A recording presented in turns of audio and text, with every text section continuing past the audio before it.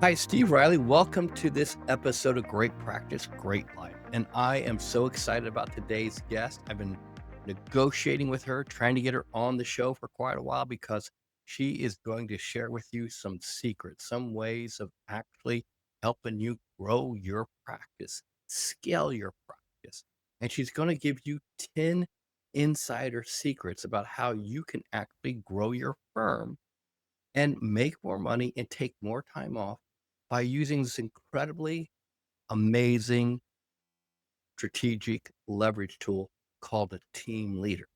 Now, today I'm welcoming the amazing Emily Sorbi to our stage, to our show, to talk about her adventures as a team leader from vet tech to managing 30 people.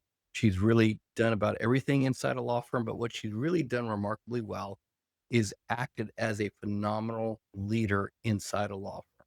Emily's not a lawyer, and so Emily's super clear. She's going to be telling you the inside secrets of how you, as a lawyer, or you as a team lead, or you as someone who's exploring what your career may look like inside a law firm as a leader, as a manager. She's going to really give you like the inside secrets. With that being said, Emily, welcome to the show. Thank you. Thanks for having me. Very excited. I'm thrilled to have you here. I'm really thrilled. So, are you ready for this? Definitely. Okay, great. So, let's talk a little bit about your history so people can have some context. You've been in the legal career for a decade, but you didn't start in the legal industry. Like, how did this play out for you? Like, what was your first job? What inspired you? That kind of thing. Sure. I started as a equine veterinary technician, so I worked with horses. After doing that for several years, I wanted something a little bit more stable, pardon the pun.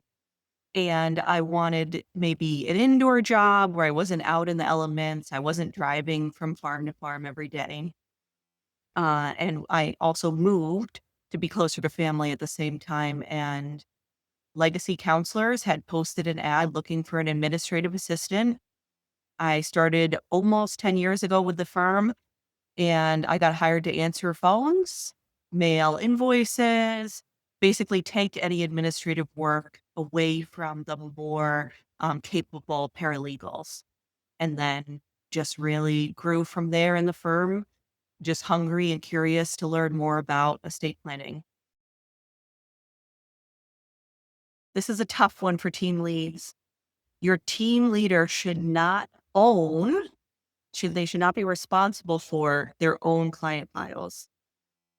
This is going to be a really hard one for your team lead because most team leads that I see, the track that they take is, maybe a legal assistant to paralegal, head paralegal, then team lead.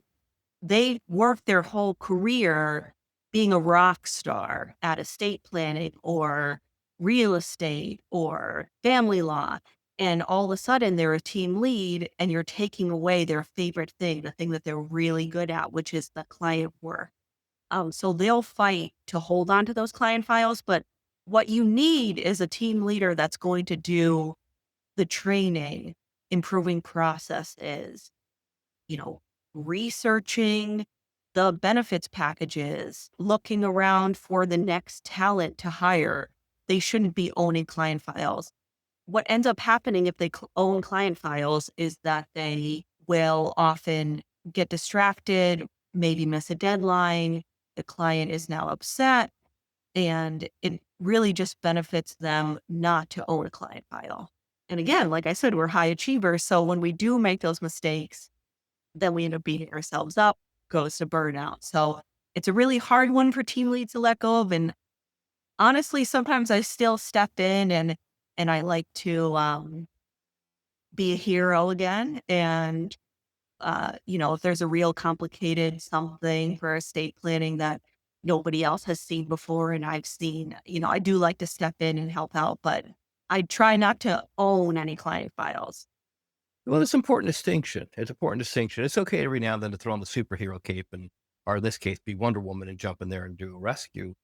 But the recommendation here is an important one. So I hope the lawyers hear it because it's scary for the lawyers because they take one of their top producers and train them to manage other people. The importance of this is it's so easy to focus on doing the client part that you don't do the growth work. So you have different types of projects in a law firm. You have client cases, which are projects. They're projects that you have to manage or cases that you have to manage. So those are basically like client projects. The other types of projects are what I would consider growth projects. And there's two types of growth projects. The type of growth project that will grow the firm like it's a future practice project. And then there's current practice projects, which are really around efficiency and effectiveness. So you're always trying to improve process versus invent process. So a growth project might be inventing process. An effective project might be improving process. So I want people, as they listen to this, audience members, to listen carefully, because really what you're doing is pivoting your team lead, someone like Emily, into the role of growth projects and efficiency projects. Those are incredibly important things to do if you want to grow the firm. They're hard to measure at first, so you have to trust that your investment of time of your team leader, what you're paying your team leader, everything that you're doing with your team leader, that ultimately will allow the firm to grow.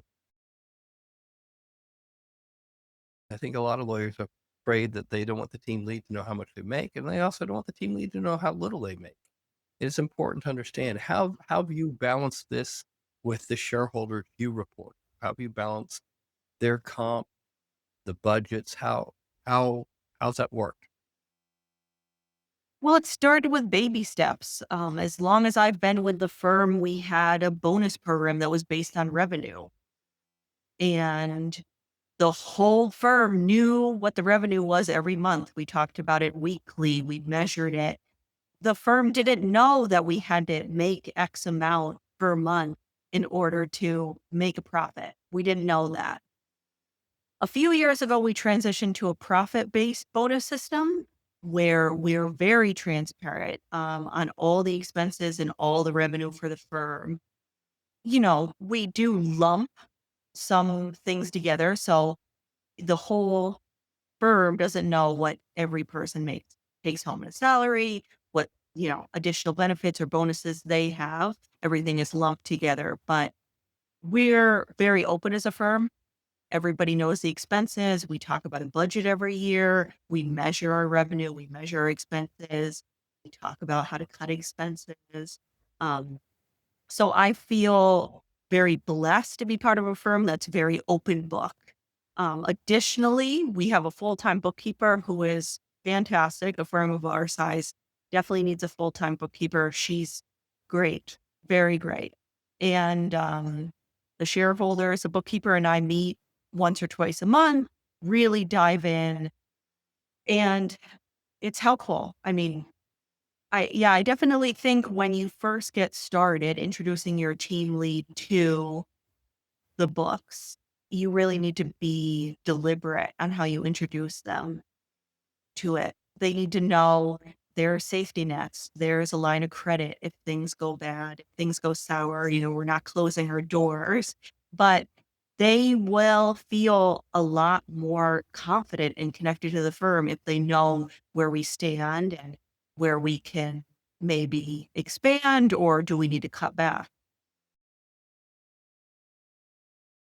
If there's a lawyer right now listening to this and saying, hmm, I don't know how I got to have anyone on my team that could be a team leader, and I'm not sure where to start, what advice would you give them? We've always had luck hiring for values and not for necessarily experience. In fact, myself included, none of our team leaders that we have right now had prior legal experience before working at the firm. We tend to look for honest people, hardworking people, people that are curious and want to problem solve, and even people that did well in school. And I will shamelessly plug myself here and say, the reason I got hired at Legacy with absolutely zero administrative, zero legal experience was because I graduated my college class with a 4.0 and I was valedictorian. And the associate attorney at the time said, she graduated with a 4.0. She's going to be going places. We need to hire her. I don't care that she's a horse vet tech and that she works out in a field of mud all day and not in an office. Let's hire her.